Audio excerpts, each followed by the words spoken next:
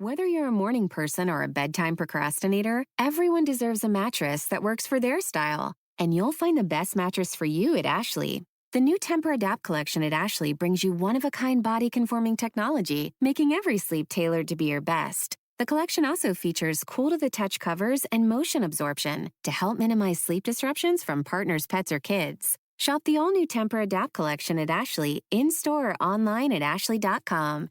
Ashley, for the love of home. While many churches have gone away, we have less churches now, and the mega churches, some of them are even bigger. But and leaders of mega churches sometimes think, well, there's no problem. Our churches are doing great. Well, now you have everybody in fewer churches under fewer leaders. That church fails. When that pastor fails, when that pastor flames out, you have even more people that are like, they're going to peace out. Not every mega church is bad, but I'm going to say there is a certain sort of person that is drawn to leading a mega church. And there is a shadow side to that personality that can be really destructive to that person and to the ministry that they're leading. Yeah. Welcome to the Liminal Living Podcast. I am your curator of conversation, Dr. Tom Rondell. This podcast is a place for you to work out your faith's deconstruction and possibly navigate a dark night of the soul that you're going through, figure out how it fits or how it does not fit into your current faith paradigm. And we like to talk about practices and perspectives and share stories around people who have journeyed through these places and landed in maybe different places, different spots. And we get a little eclectic on the show, and I like that because I get to learn a lot. Now today, we talk with a blogger and podcaster, Amy Fritz, and she hosts a podcast called Untangled Faith, and she runs a blog over at amyfritzwrites.com. That'll be in the show notes. And she has some interesting experiences in the church around the area of spiritual abuse, church abuse. Also, her husband experienced the same thing while working for a Christian employer, very well known, Dave Ramasey, Ramasey Solutions. And they've had to wander through church leadership, megachurch issues, and just the Walmart-ization that church complex, the evangelical industrial complex has been having on our society.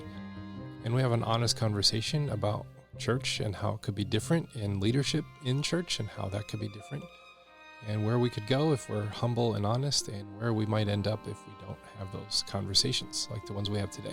I think you're going to enjoy it, so I'm going to let you loose on this conversation with Amy Fritz. How do you want to be addressed? Do you have just Amy and Tom, or is there... Amy's good. Yeah, Amy's good? I'm Amy. Okay. Yeah. I go by Tom. Some people like to call me doctor, but that's their problem. Well, Amy, welcome to the Liminal Living Podcast. It's been a hectic day to get here. I'm 30 minutes late, but we're here. Thank you for being so patient and flexible with me today. You are welcome. Right as I am saying hello, I'm having trucks show up right outside my door making noise. So if it's too noisy for you, let me know and we can figure out if we need to do something different. I hear nothing. You must have a magic microphone. Fantastic. Okay, well, my mic must just be picking up me in my room, so that's great. That's awesome. I'm happy to be here. I'm glad. I was getting worried. I had a funeral and I was running late, and there was military honors, and the family wanted to say goodbye and all these things. And I'm like, okay, I gotta let this moment be what it is. But then I'm also feeling that tug of the time. I'm like, but I gotta go. Yeah, I get that anxious feeling of I can't leave. But my brain is starting to leave. My body can't leave yet. Yeah. Yeah. Well, we got connected through the Christian Podcasters Network on Facebook, and you dropped a post in there. It was like, who would like to interview Scott McKnight? I was like, oh my God, he's on my list. Yes. Me and my audience got to have Scott McKnight as an experience because of you. You helped connect that. So thank you. I love that. Yeah. I was setting up a podcast tour for him because his publisher was working with the Christian Podcaster Association.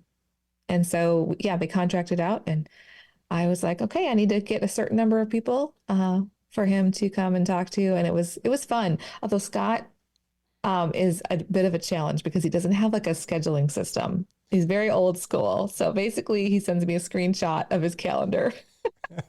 And we just hope nothing changes between the time he sends me that screenshot and I find somebody that works with him. And he's like, he's so busy, he's very limited availability. So it was a challenge, but yeah, it was good to be able to connect him with some really great people that you could have good conversations with. Yeah. And I really enjoyed that one. That one was a lot of fun. And you're on the network because you also run a podcast called Untangled. So what's that all about? Yeah, my podcast is Untangled Faith. I started it almost 3 years ago as a place to provide community, education, um, empathy for people that, they have been hurt or disillusioned, confused, related to their Christian faith. And most people still consider themselves believers. They love Jesus, but they're trying to make sense of what they've seen and experienced. And so I kind of call that untangling. That was the idea that came to me when I was brainstorming, what should I call this podcast, when I was getting ready to start it in 2021. And that's how I ended up with that name. I like the name because like our faith does become tangled up in all this stuff. And it's like really hard to see what our faith is all tangled up with until you start pulling on some of those strings. And that's what I've been learning. This whole podcast for me, my venture is about like my ongoing education. And because I've had so many blind spots, because I've been educated in a system and I come from a place, and those are all good, but they're very limited. And when I learned that was the gold standard and everyone else had to align with this. And it's just like, you know what? This isn't really working anymore anyways. It doesn't need to be the gold standard, let alone like it seems to be failing left and right. So I need to talk to different people, and that's what I've been doing, and it's been really good.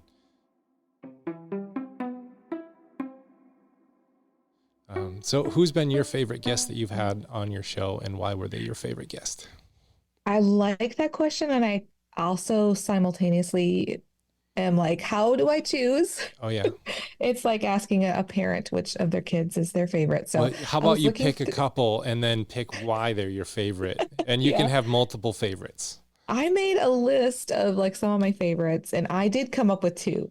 I could not just do one. Okay. One that I have really loved talking to and just like following their work in general is religion journalist Bob Smetana. He works for Religion News Service, and he covers the God beat. That's what there's a religion journalist that dubbed religion journalist the God beat a while ago. And so he has covered a lot of interesting things that have happened in I mostly where he covers is like the Evangelical church in North America. And so a lot of reporting on different denominations and happenings there.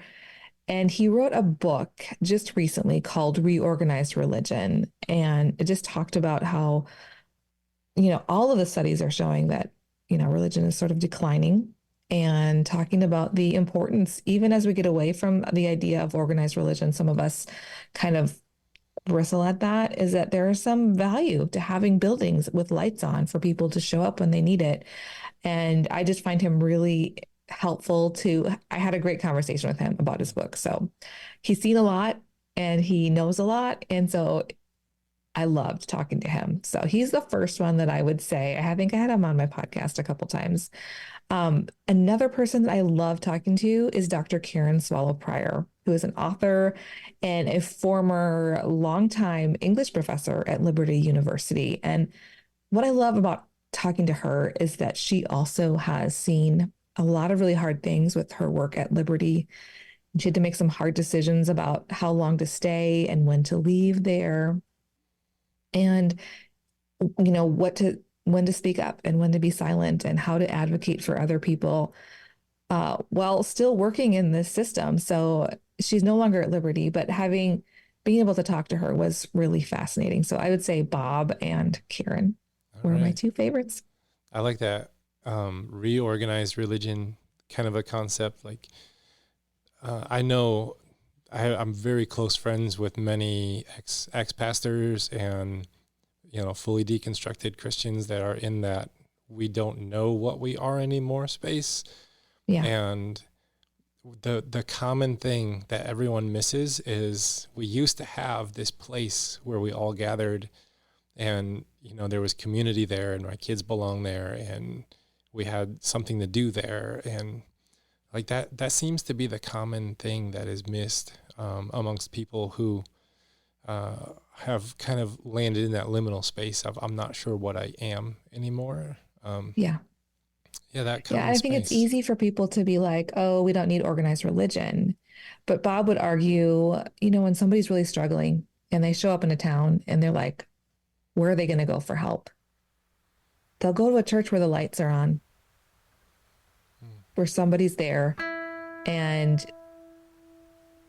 he also talked about an experience with when all of these people were just dropped off in Massachusetts, was it, over, shipped from one of the border states. And, yes. The state didn't know they were coming, but the churches rallied. The churches in the town, in the area of Martha's Vineyard, there were some churches, and they showed up. And because those churches had an organized system, they have lists of people, they have people they can reach out to. They were able to help and assist with the whole process in a way that, some more decentralized thing wouldn't have been able to do. Yeah. And that is, I'm finding, being someone who's gone through some very serious deconstruction myself, and yet remaining in the camp, remaining a pastor, I am finding there is a lot of good benefit to a church finding its role in the neighborhood. Like it used to be about just convert and convince the masses, get them in the doors, and then put them in the machine as a cog. And, we'll try and churn out more good things, but people are this cogs in the machines kind of a mindset. And when I got away from that need to convert and convince, then at first it was like scary, because I'm like, what is my job then? Because my job has always been to convert and convince everybody. I'm a pastor. I'm in church. We preach sermons and have altar calls and get people saved and discipled and serving. And, it's like, if I'm not doing that, then what am I doing? And holy cow, like after 5 years of radical experimentation and a pretty serious pandemic, finding our role in the neighborhood, it's just been, we have a vital role to play here. And the city knows our role. They love our church. And they know it's like, you don't have to come here to receive our help. And we diversified where and when church was happening. So we'll have a Tai Chi class going on a Thursday night. And I'm like, that's church, because there's people there and they're gathered around getting healthier. And we have the farmer's market that meets here on a Thursday. I'm like, that's church. And, we do benefit concerts that we have a benevolent fund that we keep here for the community for emergencies. And we do concerts, and we don't play Christian-y music. I play Radiohead and stuff like that. And it's like, I think the me of like 25 years ago is probably losing his mind right now, but that's okay. That's growth. And just finding that place in the neighborhood. We couldn't do that if we were just, a disorganized something. There's something very valuable still in being an organized presence in the neighborhood that is geared towards their benefit and the community's benefit, without trying to convert and convince everyone. That's kind of my angle as a pastor these days. And it's been an interesting ride for sure. Yeah, I like that. I resonate with that. I was just listening to a podcast today.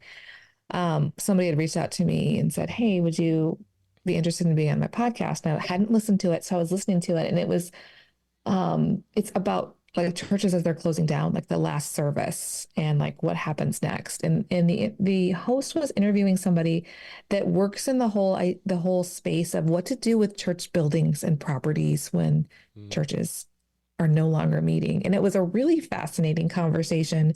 And I think it really jives with what you said about if your building is there and your ministry is there to serve more than just itself, you may have something that lasts and can benefit that community in a way that is sustainable and long term. And like what if the metric for success wasn't how many members you had, but how you served your neighbors? Do they have a place to go for their meetings? Do they have a place to have their Boy Scout meeting? Do they have a place to have like the food pantry or a mobile, like set up a mobile food pantry or whatever? Churches are able to provide that. And I just thought it was a really interesting conversation. Yeah, that does sound. And I've seen like there's a lot of Methodist churches out in the country, because that was the church growth tactic back in the day, was the circuit riders and established churches in small rural communities. And those churches are all like going away, and some of them are being converted to like daycare centers or yoga studios or concert venues. I've seen that one. And it's interesting, like what happens to a church building when it shuts down. It's almost like this is one of the things the church could have been doing if it had its imagination in full gear when it was open. Yeah, absolutely. And, maybe the first thing somebody should do, it's really sad if a church is like saying, we can't sustain this anymore. But what if the first thing they do then isn't just to reach out to an investor or a real estate agent, but they start to really think about how can they be a good steward of this land and this building that they had? It opens up a whole bunch of different opportunities. Yeah. And it does like an imaginative thing for me is, what would they use this building for if we closed? And then say, let's just do those things now and open it up as a community center during the week, and that has a church that meets on Sundays. And it has worked. I don't want to be a big, massive mega church or anything. We're a small town. We're a small church, and I prefer that because I kind of had that. I used to idolize the leaders and the people who got big and they were famous and did all this stuff. And then I started seeing all those leaders like fall left and right. And there was leaders that I'm like from the spiritual formation contemplative group. And so some of those like business style leaders, I remember when it came out that Bill Hybels was now, all this stuff was coming out about him. And I'll just be honest, my natural bent was like, well, of course. It's like business and leader and arrogant and cocky. None of my people would do that. Of course, Bill Hybels would do that. And then when Jean Vanier came out, and I was like, wait, he's one of my people.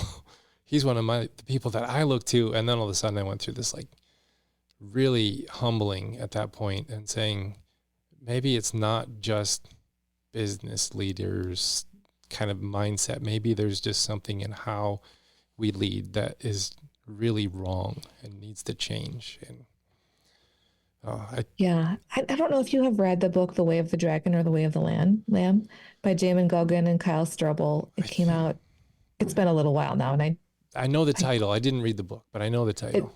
So they basically went and interviewed some of their heroes of the faith that had really embraced the way of the lamb instead of the way of the dragon, which is like the way of the world when it came to like running a ministry or following Jesus. And it was really transformative for me to read that. They went and sat down with Eugene Peterson, a whole bunch of different people. I can't even remember who they all were off the top of my head, but they had a conference shortly after their book came out, maybe a year or so. And after this conference ended, like they wrapped it up, and it was like right at that time where the news about Jean Vanier came out, and he had been one of the people they had interviewed in their book as one of their heroes. And they had to like work through like, what do we do with this? So they went and they reprinted it. They went to their publisher and said, we can't have this out here. And then they had to sort of add sort of a reckoning of how do you process that when you have heroes like that? And yeah, it was really powerful. Yeah, I remember when you described that.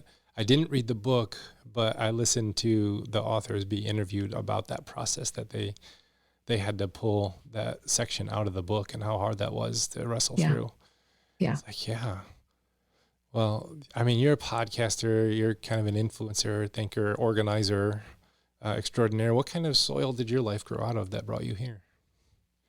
Oh, well, that's a great question. I would say I can answer that by telling you about the soundtrack of my growing up. So I grew up in That's a new one. I like the this. 80s, 90s evangelical culture, which meant the soundtrack of my childhood was my mom listening to the local Christian radio station, KTIS, that came out of St. Paul, Minnesota.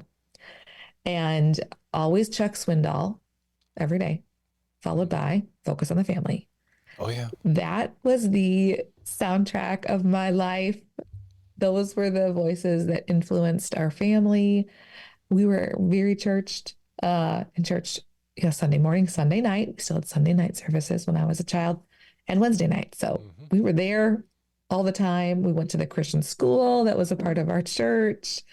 So I was very much in that the North American evangelical culture of like all that stuff happening in the 80s and 90s. I'm trying to think what else would be like a hallmark of that era. Lots of end times thinking the world is probably going to end. Oh, yeah. And you need to be ready. Yep.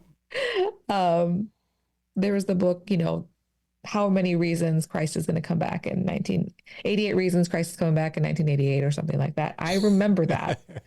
And he didn't. Yeah. He didn't come back then, but there was a book that was pretty sure it was going to be one of these 3 days.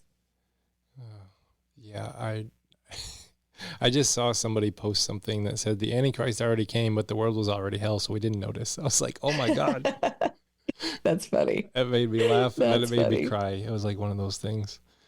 Yeah, we grew up, we were kind of Pentecostal fundamental on my end, but there was like evangelical culture in America is like a melting pot. Like you get the major thinkers of evangelicalism together and they're going to argue with each other. But then you get the people that they're all teaching on like Christian radios and books and stuff. And it's like, we just absorb it all. It's like Joyce Meyer. Sure. We're going to listen to Joyce Meyer on leadership. Chuck Swindoll. Sure. Get him in a room and give him some guns and no one's walking out alive. It's like, but they're teaching us and we're a melting pot of contradictions. But we couldn't see any of that stuff, and it was crazy. But yeah, we watched the end time stuff, and Left Behind novels, and all that stuff. Read all those books. Yeah, it's interesting that I think so many people like myself, radio was how we heard of all these people at the time. There wasn't podcasts, there was some conferences, but not a lot. Like you mentioned Bill Hybels earlier, like everybody was taking pilgrimages to Willow Creek to learn how to do church growth. People went to learn from them. I did. And you just assume these people that were on your radio and were having these conferences were, of course, godly, trustworthy people. Yeah, because you only know them from the pulpit. You don't know their life. I remember being around some leaders that had really big churches. I was in the church planting movement for a little while, and then I was like, well, this ain't for me. But I'm more of in the church restoration movement. I like to remodel like houses and things. I do not like to build them from the scratch. So... But I tried my role in the church planting world, and I got around all these leaders, and I just remember thinking, like, none of these leaders have a mature faith of any kind. Like, I would not want to replicate their spirituality in any way, shape, or form. There isn't one. They're just really good at building something from the ground up. But we think that they're godly, spiritual individuals because they can do these things in a church playing field. And it's just like, wow, I just never, my eyes have been opening for some time now, and just looking like this whole pulpit relationship to people is something's got to give here. Something's got to change. I think the church growth movement really did a disservice to the idea of what it means to be a pastor.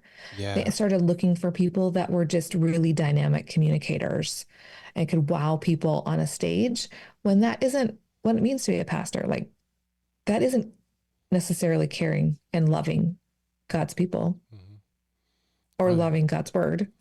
It could be loving being a public speaker. And that, you nailed it. You just nailed it's it right something we there. just took for granted. So many pastors that I remember talking to in class, I'm like, why are you going to be a pastor? They're like, I love to study and I love to teach and I need somebody to teach to. And I'm like, I remember thinking to myself, I'm like, well, that makes sense, but that also feels kind of self-centered. Like, I just need somebody to sit there so I could talk at them for a while. It's like, that's why you want to be a pastor. And then you get into pastoring and you're like, well, this is really different. This is not what it's about. It's an unhealthy symbiotic thing because, I mean, the people coming to take those positions want to do that. And also churches want that big figure that can draw people in. That's what they want. You know, they're going to put that in their job description.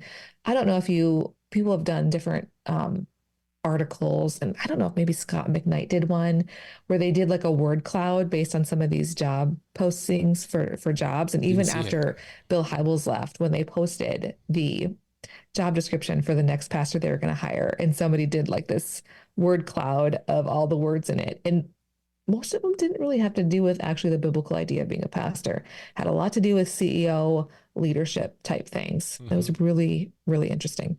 Yeah, to have a church that side, you need to operate as a CEO and not as a pastor. It's going to be in the job description. Yeah. And like, I have an allergy to that now where I just like, I don't, there's a part of me that's like, well, if nobody shows up, it wasn't a success. But then also if everyone shows up, that still might not have been a success. We need like involvement. How do we define success? Yeah. It's a good question. I think we need involvement. We need incarnational. We need community. And it's that finding the role in your neighborhood to play. Like if a pastor does not know the role of the church in the neighborhood and it's just an insular, isolated entity, like when that church dissolves and goes away, then nobody blinks an eye on the outside. And maybe the 20, 30 people that were involved still at that time, they'll have to go find somewhere else. But yeah, it's finding that role in the neighborhood is just, I think it's just so essential. And we've missed that. We don't know how to do that. I had to learn it here and figure it out and on myself. And I think I'm figured out. Well, it's like Eugene Peterson, has said, and he maybe didn't, coin the phrase, but the long obedience in the same direction. I think some of that is showing up somewhere and just staying and learning and listening to what's happening here.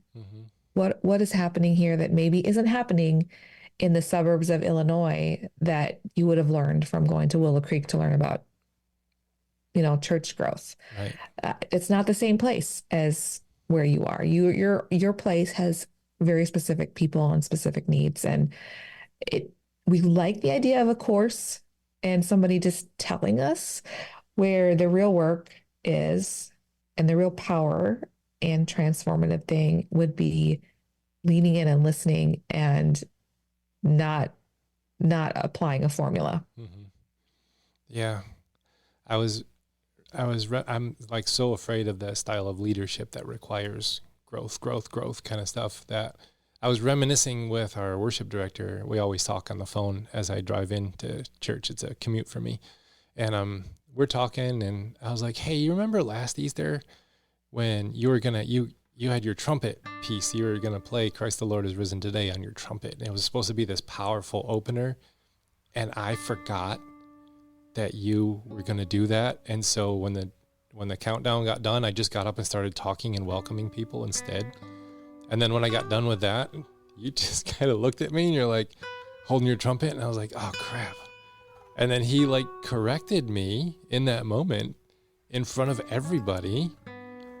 And he's like, you forgot we were going to do this thing. And I was like, oh yeah, that's right. Please do that thing. And he played the trumpet. It was amazing. But I'm telling him about that. I'm like, you remember that? And like, you corrected me in front of the whole church. He's like, oh my gosh, I didn't mean it to come across that way. And I was like, no. You needed to do that. Like, I messed up. I am not infallible. You practiced for that piece. You brought your trumpet. You put your heart and soul into that. And I forgot it. You corrected me in public, and the church needs to see me corrected. And I was like, it just meant so much to me that you trusted me. Yeah, there's some security in that, being willing. If he didn't have that relationship with you, he probably wouldn't have been willing Yeah. to say something. But I was just like, okay, so me being allergic to that style of leadership, this was a moment where if I was one of those egotistical leader type people, which I was at a time, like I would have been mad and offended and probably would have quit or something. I don't know. Yeah. But yeah. Was there a moment I've been talking about how my eyes have been opening. Was there a moment that, your faith shifted for you?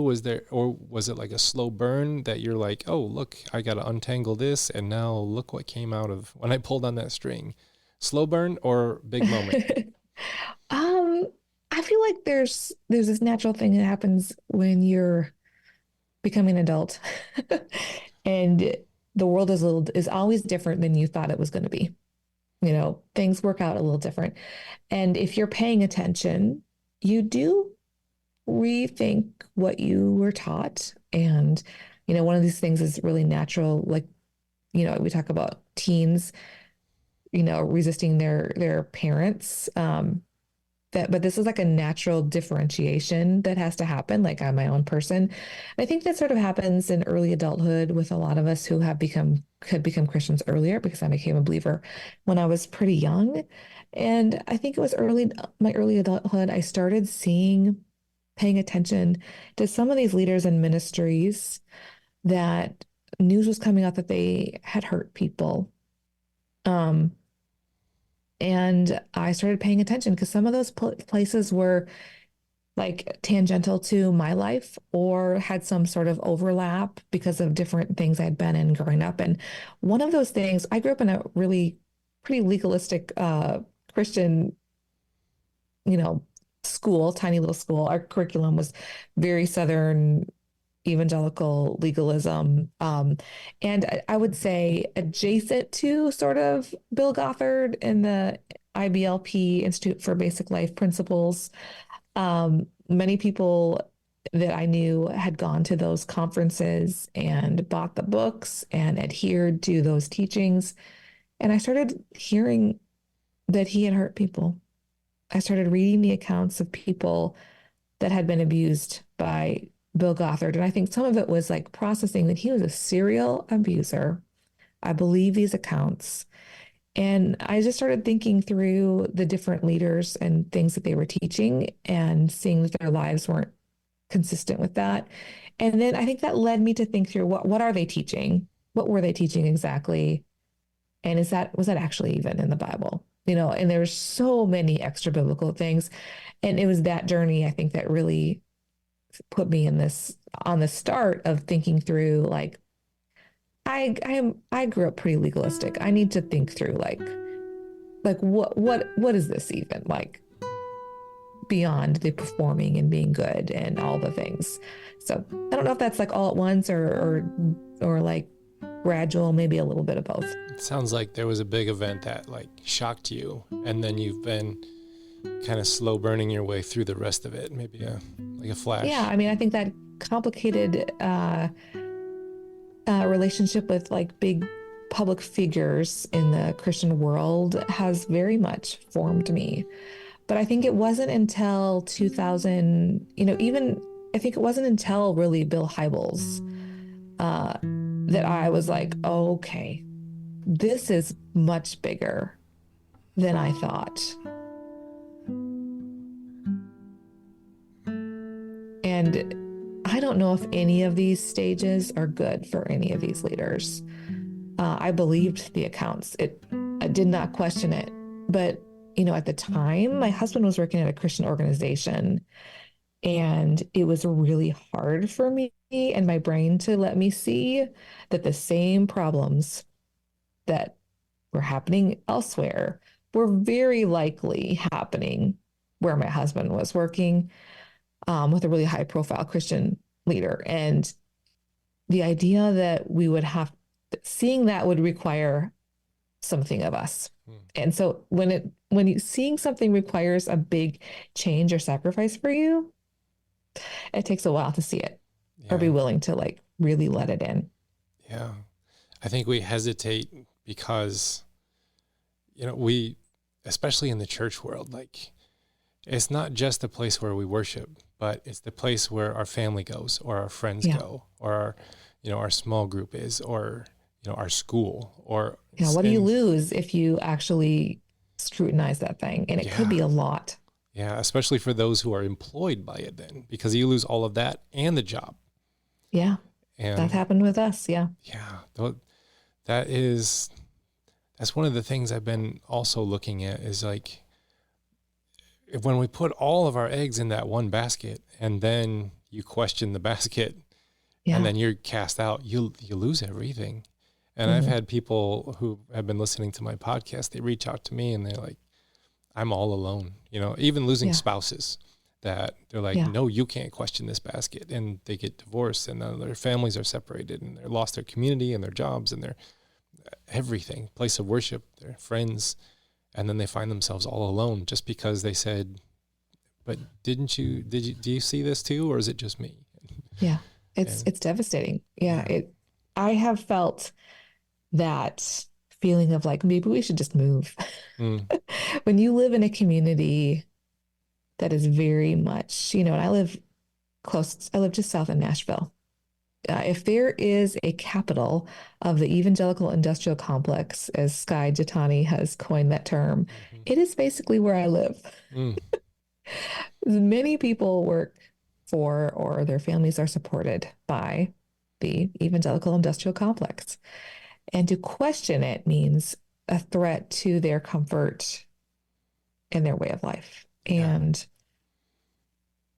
it's hard to be the person in the community that has raised their hand and said, there's a problem here, when it means that 1,000 families in your community feel like you are a threat to their livelihood. Yeah. It's not fun. Yeah. I don't recommend it. I mean, I don't do it lightly. I mean, I recommend doing what God calls you to do, but I do not take it lightly. Yeah. It is hard. And we follow the liturgical calendar at our church, and we just did the Jesus overturning the tables in the temple. And, when you really look at, I said the phrase on Sunday, I'm like, he disrupted their economy. This was their bank. This is how they made, 90% of their money for the rest of the year. And he brought it to a halt. Like, what if that happened in our economy? What would the response be?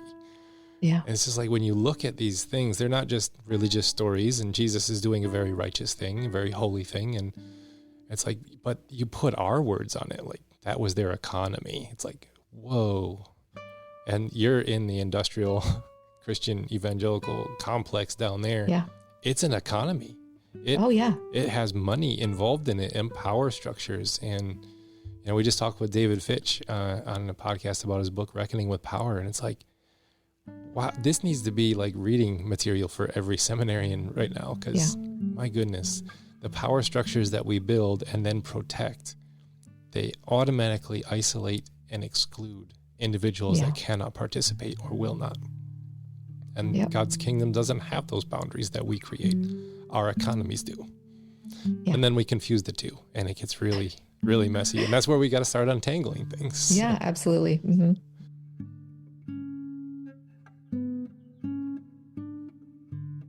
So what are some theological perspectives that have helped you reshape your thinking as you're pulling on these strands and untangling things? I was thinking about that question. That's a hard question. I don't think that it was one specific theological perspective that reshaped my thinking.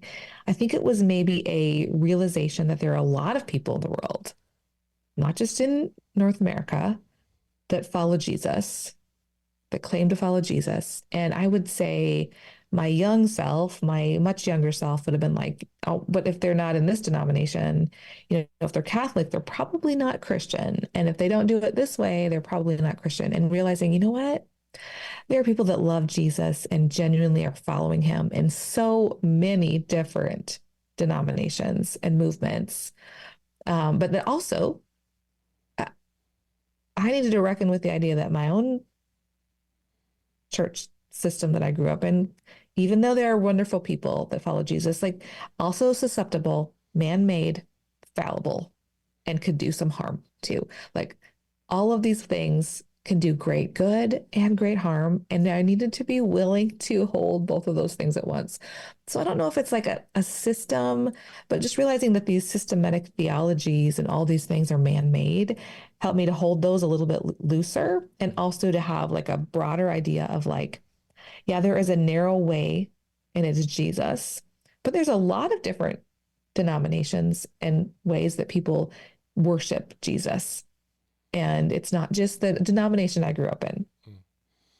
Yeah. If you start thinking about how like an Egyptian Coptic Christian worships, and then you put that side by side with like your average soccer mom, showing up to church in her minivan with her couple of kids, it's like, wow, those are going to be very different experiences. Yeah. So much of the way we engage in our faith and our faith communities is very cultural. And I think having to like reckon with like, okay, is this like just a cultural thing, or is this actually a Bible thing? And I mean, that takes some work. I mean, you have to actually intentionally do the work of looking and not just taking somebody's word for it and sitting back. And, we would like to have somebody, we'd like to be lazy about it. It would be nice for someone else to just say, let me tell you the way. This is the way. And, that can be helpful. But if we don't look ourselves, we're going to end up in a whole bunch of trouble. Yeah. I like what you said about, is this cultural or biblical? And like growing up, I didn't know there was a difference, because what was cultural was biblical. I talked with Trey Ferguson last week about his new book, Theologizing Bigger. And it's like just getting a Southern Black perspective on the faith is enough to blow the doors off what I used to think. It's like, my goodness, like, there are these perspectives. And when it's interesting being like the world superpower with the richest country, in the nation. We have all like the GDP, we have the dollar is the global thing. Like that's our culture. Why wouldn't we also think that American Christianity should take up that role as well? And when it's the water you swim in and the air you breathe, you take it for granted. When I talked to Karen Swallow Prior, she had quoted in her book, The Evangelical Imagination, which is a fantastic book. I highly recommend it. She quoted this person who gave this famous speech. I think it was a commencement address, where the guy talked about like the one fish is swimming by the other fish and saying, "Hey, how's the water?" And the fish looks at the guy next to him. He's like, "What's water? What is water? What do you mean? What's water?" Yeah. That is like deconstruction right there, is like realizing, wait, there's water, but there's also things in this water. And, you mix a little bit of toxicity in that water, and it's like, you can't tell the difference sometimes. It is really hard to tell the difference, especially growing up and you're just immersed in evangelical fundamentalist culture. It's hard to tell the difference between like heavy metals in the water and water, like, because you just can't see. But then you take some tests, and then you're like, oh wow, I've been breathing mercury this whole time. Yeah, there's those things, there's moments that just turn the lights on for you, and unfortunately they're harmful moments. I like what Nadia Bolz-Weber calls them, like, we're going through an apocalypse, an unveiling, a revelation. She's like, not in the end time sense, but it's like when, the piece of tape gets off of what it's stuck to, and then it gets some dust on it, and it never can get stuck back on again. It's like, that's what's happening now. We're seeing what's underneath some of this veneer, and we can't put it back down because we know too much now. And that's what the Bible calls a revelation, an apocalypse. It's like this big unveiling. And I think we're going through an unveiling at, being someone who's studied church history, I don't know if we've seen an unveiling like this before. I know there's been real big transitions, but I think this is definitely one of the ones that go down in the history books. Yeah. And it's really hard to like traverse. What are the sustaining practices that you use in this apocalypse we find ourselves in? What are some of those sustaining practices that give you hope and keep you afloat? I need those because in the work that I do with my podcast, I see a lot of hard things, a lot of things that are discouraging and really weighty. And so I have looked to people like Dr. Diane Langberg, who has talks about how important it is to look at beauty and to create space for beauty in your life. There is a reason why God created the world the way he did and all the beautiful, wonderful things in it. And sometimes just looking at that can be sustaining. The other thing that I thought of in thinking about this question was the thing that sustains me is kind of like what, the famous statement from Fred Rogers about when something really bad is happening to look for the helpers. Like every time something is burning to the ground, every time there's a dumpster fire, there's always going to be some helper. And that sustains me to look for the people that are advocating for goodness. We absolutely need people to shout and look and point and say, there's a fire there. But we also need people that beyond just pointing and shouting fire are creating something in its place that fights for goodness and a better way of being than just saying everything's bad. See that it's bad. And if I get too much caught in the just pointing and looking and telling people that things are on fire, that is unsustainable for me. That is, I need to be about and paying attention to the people that are creating sustainable communities, things that are really healthy and look like Jesus. Yeah. And I see that because I see a lot of the dumpster fires myself, being, someone in the podcasting world, someone who has a smartphone. I can see all the dumpster fires. And for me, I take the practice of meditation in the morning. Have a meditation practice I've been getting a lot more serious with in the mornings, actually going through like a course on meditation. And then the second thing is getting back into working out and eating better, because I gained 30 pounds this year. I know you can't see it because I got my camera in an angle that you can't see, but I gained 30 pounds this year. It was a very exhausting, tiring, hard year with lots of cultural dumpster fires and churches that just want to join the social wars and not do the actual work of church. And it was a hard year, and I am ready to try and get healthy again and take on those healthy, sustaining practices. Is there something that you have stopped doing that helps sustain you now? That's a little bit of a twist on this question. That's a good question. I mostly opted out of Twitter, which is X now, because it was really hard on my mental health. I needed to not be there. And so that has been good for me. I have been trying to stop just saying yes to things because I'm afraid that it will make somebody feel bad if I say no. The spiritual discipline of boundaries is good. Yeah, that's a good one. I stopped reading the news. That was because I could never figure out Twitter. I would tweet something, and then there would be like 80,000 tweets that went up too, and then mine would be buried. And I'm like, what's the point? I don't understand this. It's going so fast. I could never get into tweeting. I figured it out for myself. It worked. It really helped me with getting my podcast started, but also it created a lot of anxiety for me. So I know one of my podcasters I listened to, they also jumped off Twitter because it was consuming their life. And but for me, I would always read the news. Like I wake up in the morning and I pull open the news, what's going on in the news. And I just like, why am I starting my day with anxiety? Yeah. I still want to be aware of what's going on in the world, but I don't want the news feed telling me what I should be anxious about every day. Yeah, so that's a good point. That's something that I had to just stop doing. And I found a news source that it's better. They just tell you what's going on and do a little short paragraph about it, and they don't tell you what you should think or feel about that. It's like, wow, journalism. Imagine that. Now, if we see a lot of dumpster fires going on, social dumpster fires, political dumpster fires, economic, religious, a lot of dumpster fires in our day. Probably more Yes. than I remember there being ever before. But if the church like actually steps up, if we are humble, if we are honest, if we are open, where do you think the church could go in the next decade if we did this right?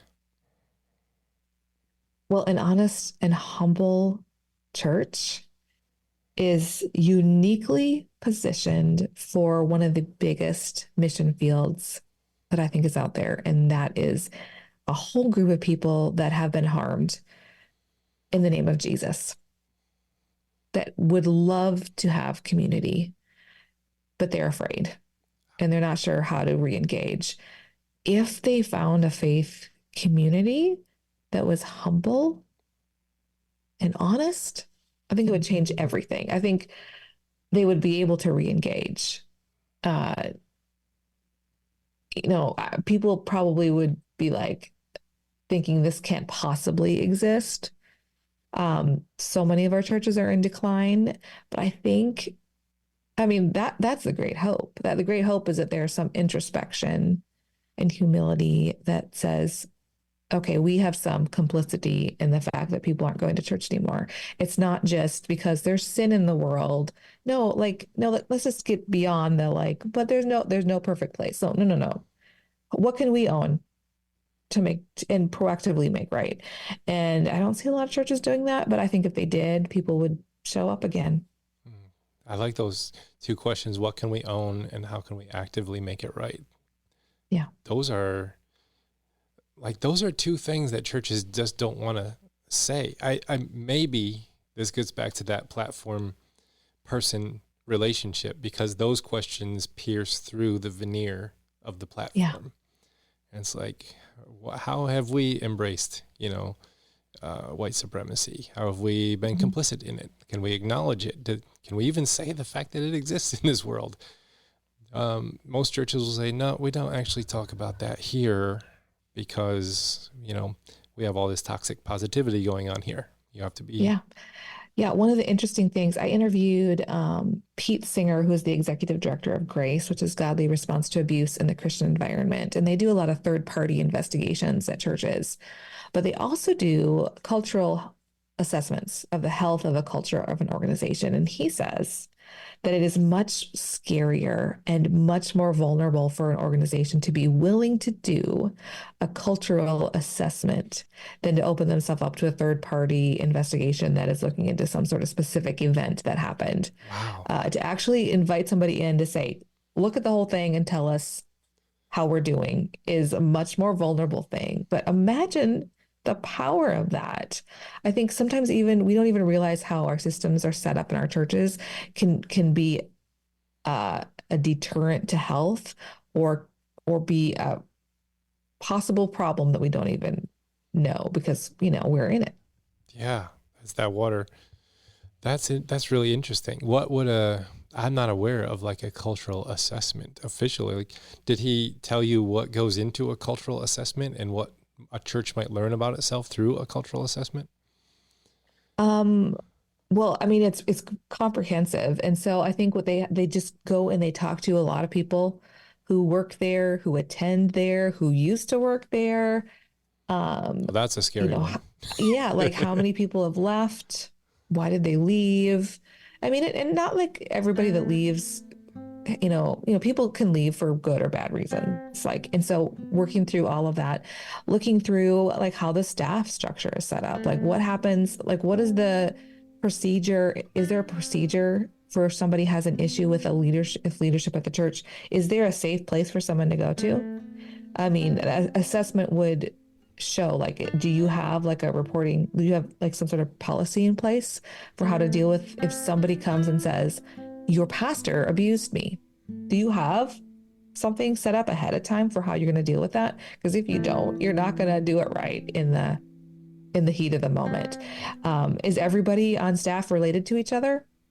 That might have seemed like a wonderful idea when you started, but like, what does that mean for if like somebody on staff is unhealthy? Who do they go to? Who does somebody go to then? There's a whole bunch of different things that are looked at. That would be, I think that could be really valuable to some of well, to all churches. Yeah. But there are like some that are, 300 members to 500 members. And I think that could be a way to actually like pierce that pulpit presentation. Getting all Baptist on you using like all the P words. Yeah. Like, what if they asked the congregation, do you feel like your pastor loves you? They're all going to say yes. I don't know. I've been to churches. I'm going to a church now, and it's the first time I've been in a church in a decade. And I've been at several different churches where I feel like the pastor cares about me. Really? What brought you to that church? A friend said, well, we weren't going to a church at the time because we had some really hard experiences. The first church we attended when we moved to this area, the pastor, we found out, was plagiarizing virtually every word of every sermon he preached, even the personal stories he told. Wait, personal stories? Yes. Telling them as if they were his own? Yeah. Okay, that's another level. It is another level. It's another level entirely when they're like, oh, I want to preach this sermon, but I'm going to I would have to do something in order to like make this work. And so, yeah, like co-opting someone else's life, basically. Like, I'm going to go stage a rebaptism of myself so that I can show pictures of that while I preach this other person's sermon as my own. Whoa, that's like identity theft. On another level. I'm stealing your spiritual story for my illustration. Yeah, and I never got the impression he cared for us, and that I was like, I think it's because there's a whole lot of things wrong. But it took a long time for that church to, even after they realized that, for them to decide maybe he's done. Like, what was the question? Like, and and I learned that there were some systemic things that are in place that allow for those things. And so we left that church and ended up at another place. And then, a lot of different things happened with the pandemic, and there's just a lot of shifting and moving pieces where we decided, we just don't fit here anymore. And so we weren't going anywhere. And a friend was like, hey, our church is moving into its own building this week. Do you want to visit? And I was like, okay. It's a denomination I'd never attended before, but I was like, I like this person. She's a kind person. If the people there are like her, it's probably a great place. And we showed up and they have really cared for us. It has been kind of disorienting in a good way, but like, I'm like, oh man, you care about us and you're not making us be members. Like, there's no pressure, because we very specifically made the decision to not become members. And nobody treats us differently because of that. There was an issue that happened with a related church that we're sort of the daughter church of a bigger church, where the pastor was going to have to step down and have a time of discipline and like figuring out what's going on with him.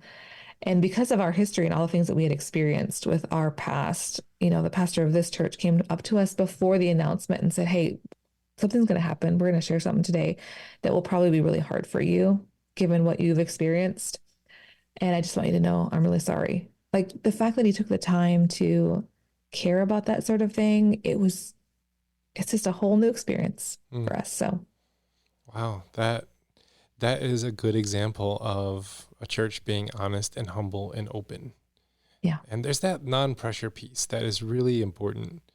I don't know what it is. Like, we learn somewhere in our like ministry training that it is our job to be the Holy Spirit's pressure to get all this stuff done in the church.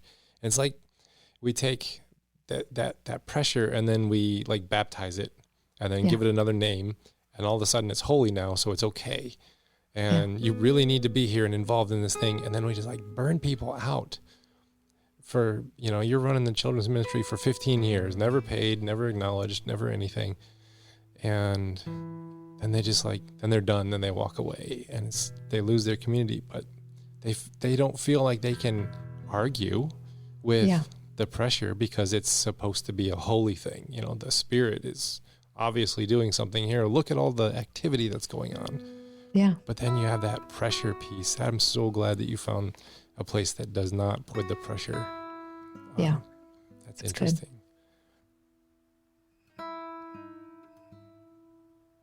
Well, if we're not these things, if we continue down the road we're going down, what happens in the next decade? What do you see? Well, one of the books that my husband had to read at his job that he no longer is at because it was a Christian ministry that ended up being a lot of really unhealthy things. I've done a whole series of episodes on this on my podcast. My husband worked for Dave Ramasey for a while, and things were not what we thought once we were there for a while. It was really hard. But one of the books that he had to read was Jim Collins' book, How the Mighty Fall. And there was a really interesting framework that Jim Collins kind of puts out about organizations that end up failing. And I feel like it applies also to our churches. And I think it applies especially if there's a lack of humility and openness, is that there's this first stage of this decline is often hubris because something has worked. People are coming, the church is growing, and they think we're awesome. We know things because something was successful. And then there's this like, we're going to do this in this undisciplined pursuit of more. And then this denial that there's any problem, even if somebody's like, hey, I think something might be broken. The denial of the problem is like right at the peak of that mountaintop.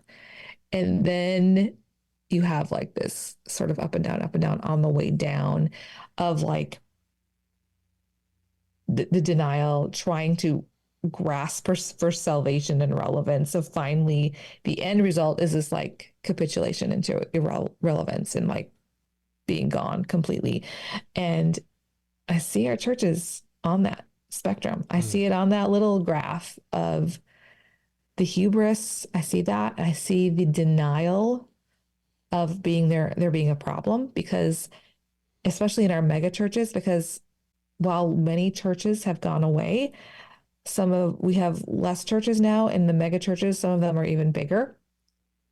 But like and leaders of mega churches sometimes think, well, there's no problem. Our churches are doing great.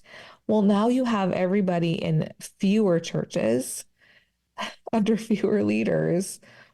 That church fails. When that pastor fails, when that pastor flames out, you have even more people that are like, they're going to peace out. So yeah, I started thinking through that whole, like how the mighty fall, and thinking through that question. Like I definitely was like, you are here, Arrow, as you're describing that, the up and down. And I think we've been denying for a long, long time. Yeah. And then that up and down you described, the smaller churches are closing. And so we got this Walmart effect in the church where everyone's flocking to the larger churches. But you said something that really clicked, and now people are being discipled by less people. And I'm like, whoa, I didn't see that part, where when the small church closes down and then they flock to the big church, and the big church is like, oh, we're doing great. Now that one big church is like a factory, just producing cookie cutter Christians on the other side. And not every mega church is bad and is like, definitely. But I'm going to say there is a certain sort of person that is drawn to leading a mega church. And there is a shadow side to that personality that can be really destructive to that person and to the ministry that they're leading. Yeah.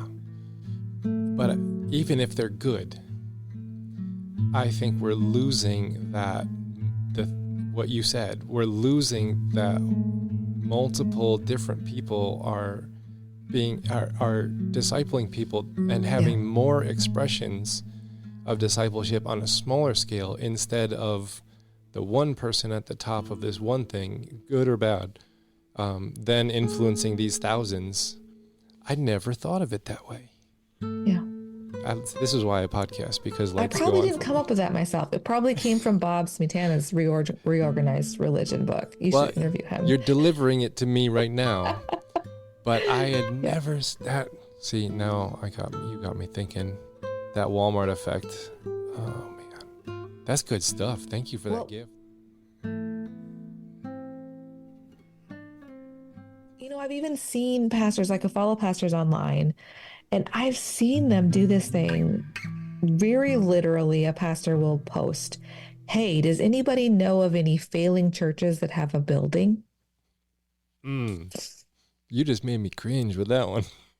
They want their building. Mm-hmm. They take their building, and then that church that was declining, they just disappear. They don't exist anymore.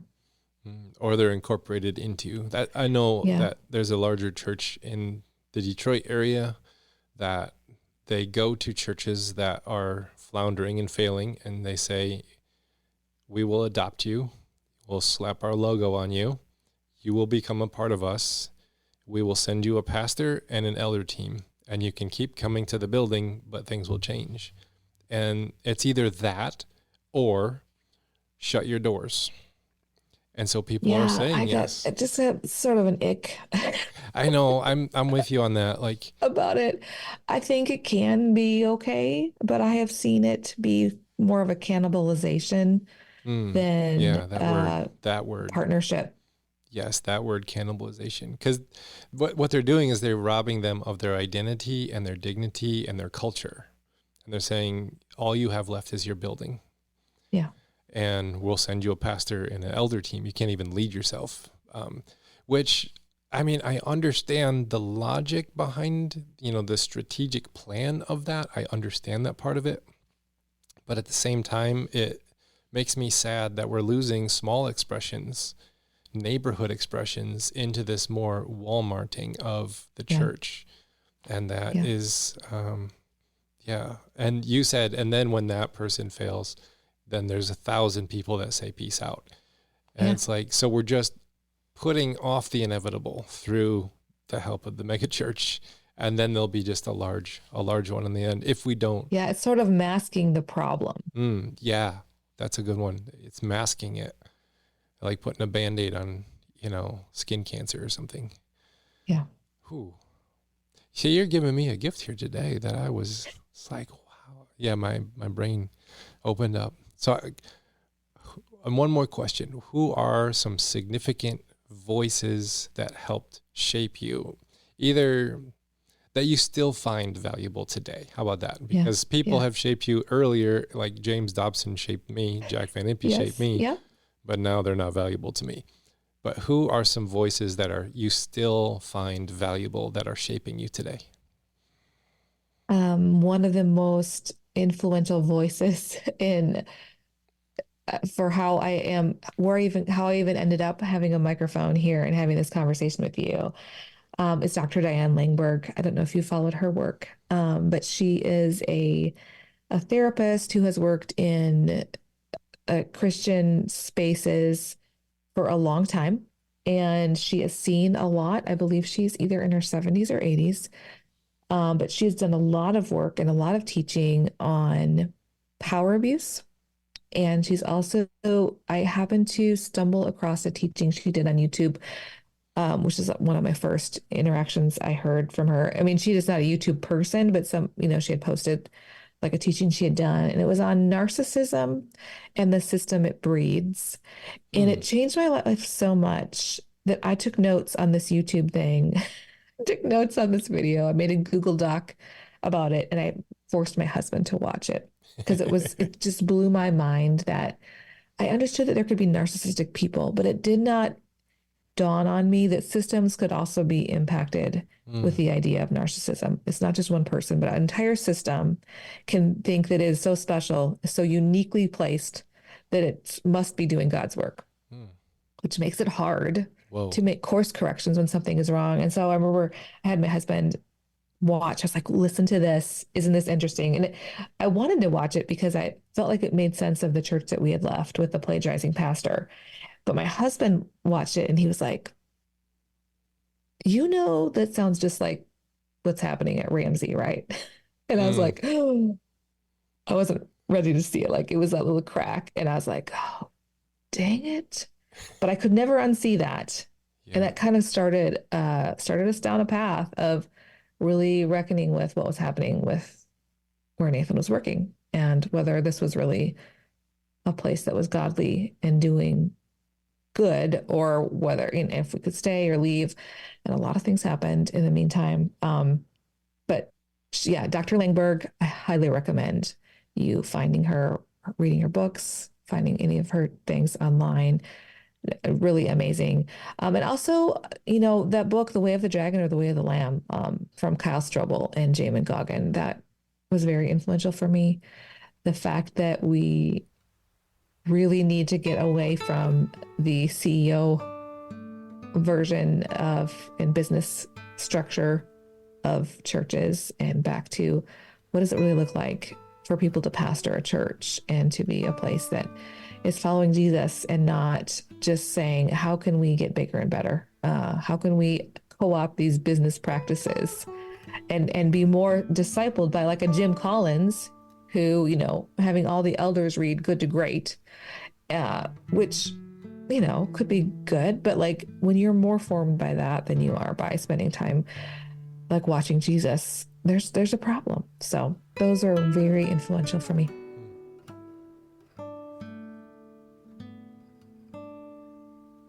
Well, thank you so much for coming on the show. It's just been, I've had some light bulbs going on in my brain, and I love when that happens because that's like, this is why I do it. I need to learn more so that I can help other folks see as well. But how can folks connect with you and your work? Where would you like to send them?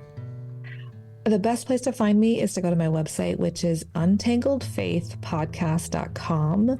And if you go there, you can find about 3 years worth of podcast episodes and links to places where you can find me on all the social media. So untangledfaithpodcast.com is the best place to find me.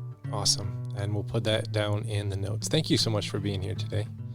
Thanks for inviting me. It's been a really great time to chat. Definitely. We'll see you on the Facebook group. That's right. Thanks. Well, thank you so much for listening to the Liminal Living podcast. I hope this conversation has been helpful for you. I hope that you found some perspective. I hope that you gained maybe some practices or even just a better question to be asking for whatever season you find yourself in. If you want to head over to Amy's blog, you can do that. It's down in the show notes. You can click on it. She has some articles that she's written about her experiences leaving Ramasey Solutions and about her church experience with plagiarism that she went through. Also, her podcast, Untangled Faith. She's had many insightful guests, and you can head on over to her podcast. That'll also be down in the show notes, and you can check that out. Next week, I have the wonderful privilege of sharing a conversation with you from Justin Lee, author of the book Torn, about coming out as gay in the Southern Baptist Church and his journey through that experience. It was a very enlightening, honest, beautiful conversation. So we will see you next week for that one. Peace out. The living room is where you make life's most beautiful memories. But your sofa shouldn't be the one remembering them. The new life-resistant, high-performance furniture collection from Ashley is designed to withstand all the spills, slip-ups, and muddy paws that come with the best parts of life. Ashley high-performance sofas and recliners are soft, on-trend, and easy to clean. Shop the high-performance furniture in-store or online at ashley.com. Ashley, for the love of home.